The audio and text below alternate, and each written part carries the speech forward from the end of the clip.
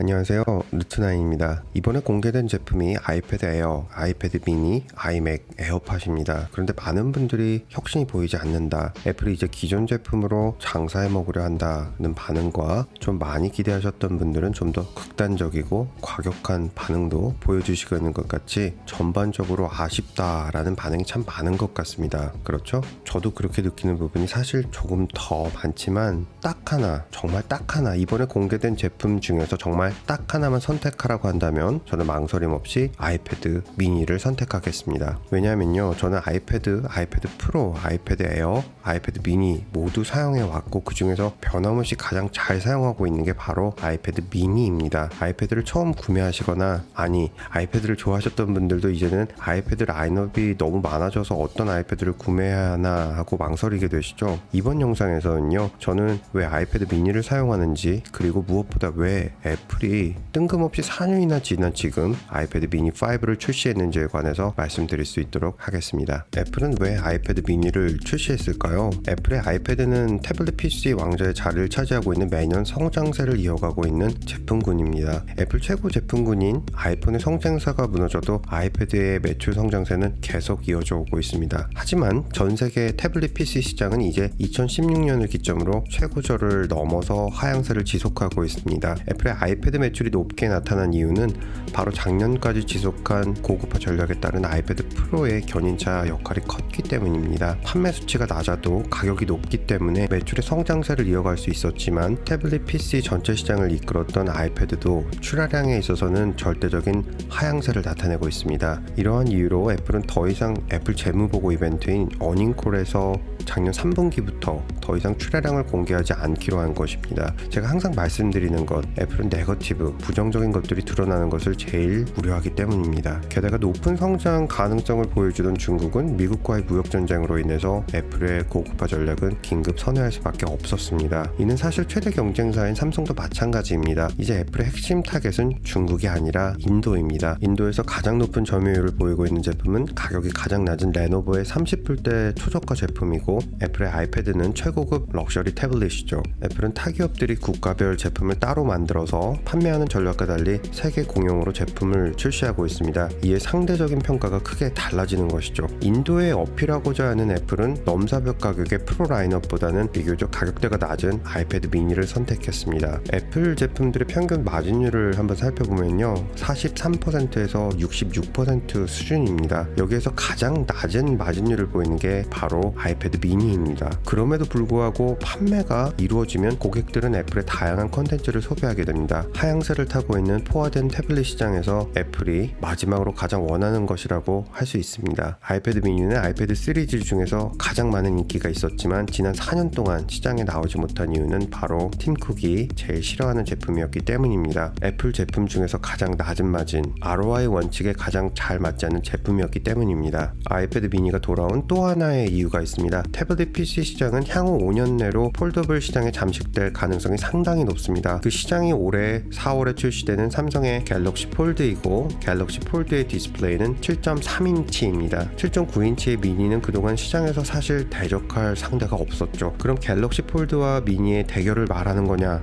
이에 대한 대결이라기보다는 5G 시대가 본격적으로 열리는 2020년에서 2023년새에 보여줄 것으로 보이는 애플 폴더블 폰 체제로 전환하기 위한 일종의 완충제 역할도 해준다라고 생각하시면 가장 좋을 것 같습니다. 아이패드가 2010년 애플에서 처음 출시될 때 스티브 잡스는 스마트폰과 랩탑 컴퓨터 중간에 있는 제품이 바로 태블릿 PC가 될 것이라고 장담했었습니다. 당시에 마이크로소프트사의 태블릿 운영체제를 바탕으로 한 여러 형태의 태블릿들이 경쟁하고 있었고, 안드로이드 운영체제를 이용한 저가형 태블릿들이 2011년을 기점으로 시장에 쏟아져 나왔습니다. 하지만 심플리시티 원칙을 바탕으로 한 유니바디 일체형의 가장 단순하면서도 직관적인 애플의 아이패드는 시장의 왕자로 등극하기 시작했죠. 애플과 안드로이드 때문에 궁지에 몰린 MS사는 이를 갈고 전례 없는 윈도우 8을 선보이며 태블릿과 데스크톱을 모두 지원하는 타일 타입의 OS를 보여주었습니다. 하지만 너무 갑작스레 다 바뀌어버린 운영체제에 이용자들에게 혼선만을 갖고 왔죠.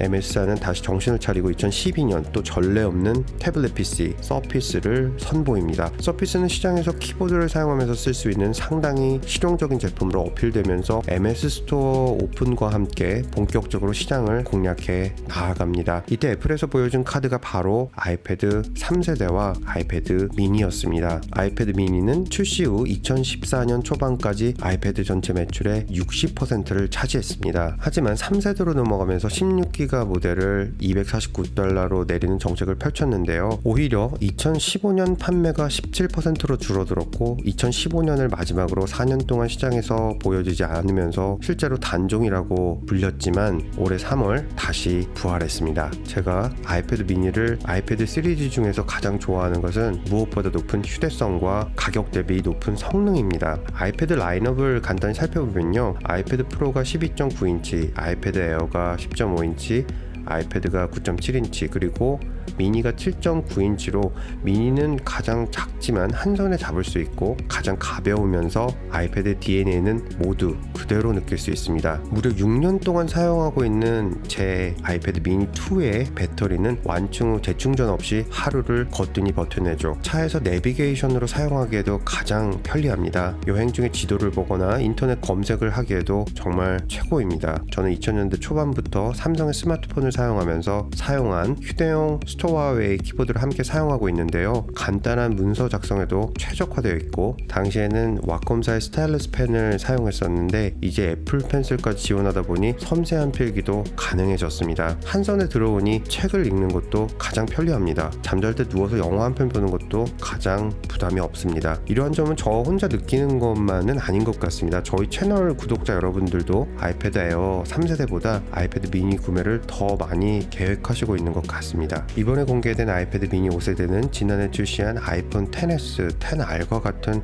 A12 바이오닉 칩세트를 탑재해서 전작인 4세대 제품보다 퍼포먼스는 3배, 그래픽 처리는 최대 9배 빨라졌다고 밝히고 있습니다. 미니 5세대의 디스플레이는 7.9인치 레티나 디스플레이로 25% 더 밝아졌고 화소 밀도는 326ppi로 아이패드 라인업 중에서 가장 높은 수준입니다. 해상도는 2048 by 1536 화소로 전작과 동일합니다. 하지만 트루톤 디스플레이 기술이 적용돼서 조금 더 편하게 볼 수 있게 되었죠.